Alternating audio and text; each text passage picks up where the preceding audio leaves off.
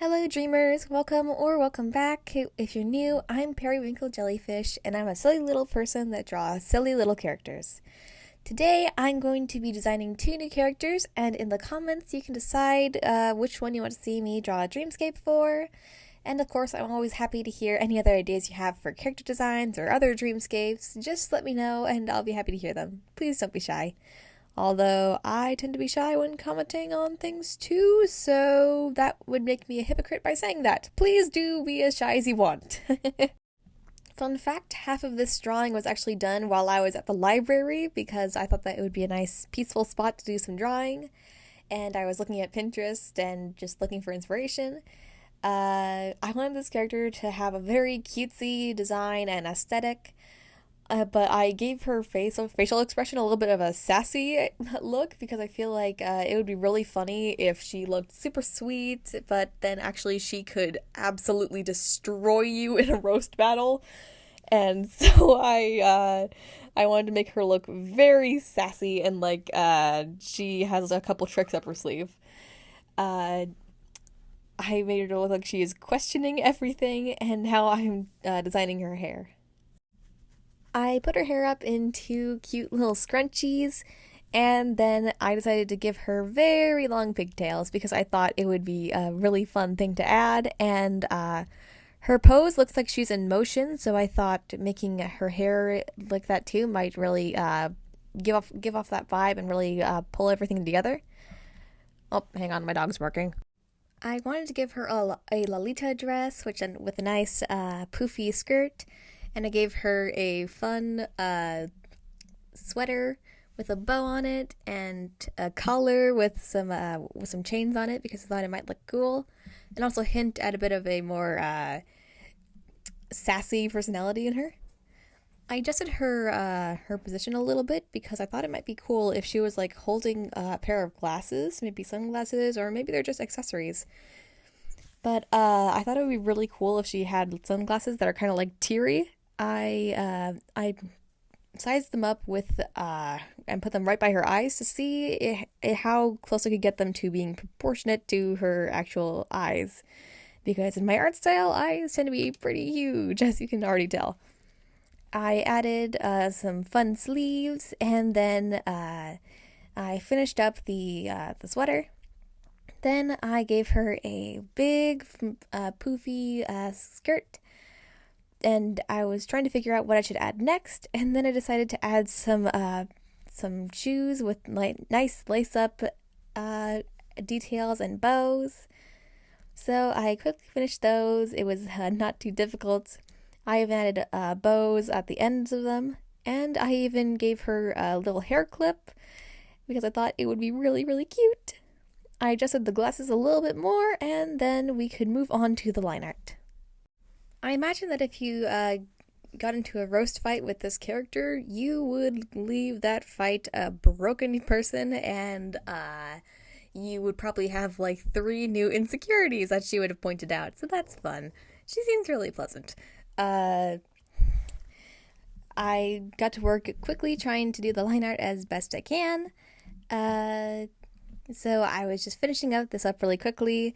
I tend to speed up the line art part of my footage just because it's hard to narrate this in a way that's entertaining. Now I'm working on this a little bit later in the day and swapped to recording this on my phone. Now I am working on the coloring. I decided to give her some bright pink hair, and I quickly colored all that in as best I could. I had to adjust a couple things because the bucket tool is bound to make mistakes, and that's alright. I just quickly had to cover all that up, and then I could move on to one of the most noticeable parts of my art style, the hair streakies. This part is always so fun to do, and it's probably one of my favorite parts of my art style because it makes it very distinctive and recognizable, and it also is really fun to do. So I'm just quickly adding a couple of streaks, just putting them everywhere because it looks so interesting and really draws people's attention. I really wanted to stick to a specific color palette for her hair, so I was quickly getting that done as best I can and just making as many details as I can. So I was adding all those streakies, and you can really see everything starting to come together. Things are starting to look how I want them to for her hair, and pretty soon we are done with the hair and can move on to the clothes. There we go. I stuck to a very distinctive color palette because I feel like my art's color palettes have been a bit all over the place lately, so I'm trying to make things a little bit more easy on the eyes. So I decided to give this character a nice warm color palette, and I made the ruffles of the dress match the ruffles of her cardigan, coat, sweater. That's the right word. I colored in the bow and added a little bit of light blue as a nice accent to color because I think it really makes everything pop. One cold color along with a bunch of really nice warm ones tends to really pull the whole look together. I made her glasses the same color as her purse, buttons, and ribbons. I then colored in the scrunchies, and I was struggling a little bit with figuring out what color to make the choker, but I figured it out eventually. Now I am quickly coloring in the shoes, and I decided to make them a nice minty blue. And once I was done with that, I can move on to coloring in the skin. Everything is really starting to come together now. So I'm starting to color in her skin, and I tried to just get this done as quickly as I can using the bucket tool a bit, and now we can move on to coloring in the eyes. So I started with the scalera, and I quickly tried to finish that up without coloring into the hair because that would be annoying, although it's not that big of a deal. I guess I just really hate it when that happens. I made sure her eyes were a nice pretty yellow, and I started adding some shading just to make things feel a little bit more dynamic. In the end, I'm glad that I added a little bit of shading because it really makes things pop a little bit more. Once I'm done with that, I can move on to rendering, so I quickly color in the line art and make sure that everything just seems to work well. Because I had the cell shading, I had to adjust a little bit of areas and the coloring, which made the line art just like 20 seconds longer than it usually would, so obviously it's not that big of a deal.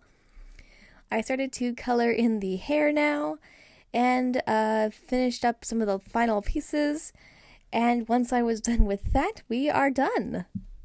Do-do-do-do! I'm really happy with how this character turned out, and I think she looks so cute. Without any further ado, let's move on to our next character. I wanted to create a character that struggles with something very relatable to other people, so people who can relate to this character have a special place for them in their hearts. Personally, my own trick worked on me, and now I vow to protect this absolute cinnamon roll at all costs.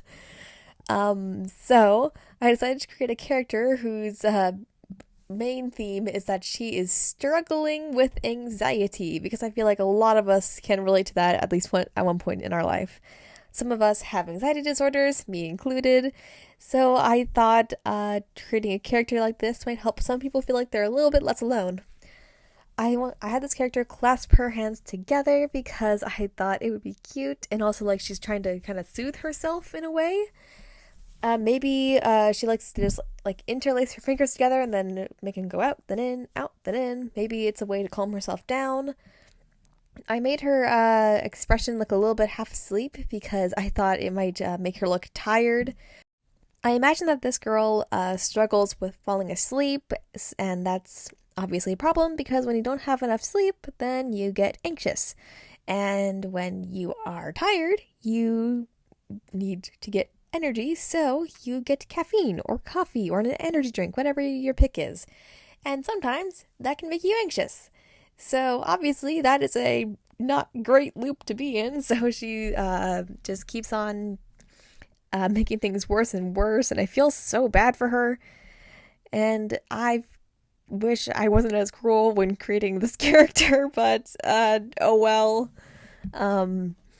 I gave her some very baggy and loose clothes because personally, when I'm wearing something that's a bit tighter, then I tend to feel more prone to feeling anxious and like I can't breathe, which is fun. So I thought maybe giving her some baggy and loose clothing might make her feel a little bit more comfortable, and so I chose to give her that. I was feeling like her design was a little bit plain, but I didn't really know what else to add, so I decided to just bite the bullet and go into line art. I made her look slightly disheveled because I thought maybe when she was getting ready for the day, her head was elsewhere and she was thinking about something else and she was thinking about all these other things that were going on in her head. And so her hair is a little bit messy and one of her shoelaces is untied. And the bows that I add in soon are going to be a little bit droopy and like they're not very firm or well put together, because I imagine that she just struggles with time management as well, so she's often really late to things, and she's just trying to get to where she needs to go. She's putting in the effort, she just struggles. And you sweet little cinnamon roll, you are doing enough just being there. Ah! Okay, let's move on to coloring. I decided to go for a very cute pastel green color palette because I thought it would be adorable and mix in well with her cutesy demeanor and design. I colored in the eyes really quickly because I realized I forgot to finish that, and then I started to work on the hair strickies, if I remember correctly. Nope, I started adjusting the eyes because I realized one was way bigger than the other. Yippee! I had to fix a quick little mistake I noticed in my line art. I wanted her sweater to be a little bit longer than it turned out being, so I fixed that really quickly, and then I started to work on the hair strickies. As I mentioned before, this is a really fun part of my art process, and I like it. It can be a little bit tedious, but also familiar and fun. So I started to work on that really quickly and just tried to stick to a fairly spread out color palette. I really made it as like distant and as many shades and hues as I possibly could while still sticking to a cohesive-ish color palette, if that makes sense. I wanted for it to kind of like represent that her thoughts are kind of like spiraling and all over the place because her color palette in her hair is kind of doing the exact same thing. I don't know if anyone's going to pull that together, but I just thought it was a cute detail. I started to give her clothes a very pastel color palette to really stick to my original idea. I wanted to give her a very cold color palette to contrast with the other character that we've designed. So I do that really quickly. Why did I say that? I don't know. My brain is in autopilot mode. I gave her her sweater a little gradient from green to light blue, and I also gave her this purplish pink for the accent colors. It's funny, for my very sassy character, she had a cold color as her accent color. And then for this character, she has a very warm color as her accent color. I just think that's kind of funny how they kind of mirror each other. Maybe they're connected in some way. Anyway, her little bows kind of remind me of bunnies with floppy ears, so now she kind of reminds me of them too. I just think that's a really adorable thing that I wanted to point out. I start to work on her shoes, and I work on that really quickly, and then I start to work on the leggings. I just make it a quick grayish color because I thought that it would be a simple thing to do. And now I started to work on her skin tone. I wanted her to seem really pale because I feel like it would fit her really well. And so I just worked on that really quickly, had to fill in a couple things, and then we could move on to coloring in the eyes. I decided to give her some nice pink colored eyes because I thought it would match with her accent color. And I imagine that this poor girl is seconds away from panic attacks, so I decided to give her this spirally design in her eyes so that it literally represents that she is spiraling. Yay! It's always fun when that happens. To anyone who can relate, I think you know that it is fun. Whee! I started to move on to rendering at this point. Wait, yes, I thought I made a mistake for a second. Nope, all good. I start to color in everything, and I do a slightly different process or way of doing things at once. Usually, I do each layer, and then I just get to the next one, layer next. But this time, since I have a lot of stuff in my line art that usually overlaps and has the same color, I tried to do things as they came up. This makes no sense, and I'm doing a terrible job of explaining it, but it's cool, I guess. Okay, we're done! Yay! I absolutely love the way this little cinnamon roll turned out, and she looks so sweet, and please let me know if you can relate to her in any way. She and the other character, I'll put her up on the screen now, need names, so if you have any ideas, please let me know in the comments below. And if you have any other ideas, I would be happy to hear them. For dreamscapes or character designs, it doesn't really matter. Thank you for watching this video through to the end. It really means a lot to me, and I'll see you again later. Bye!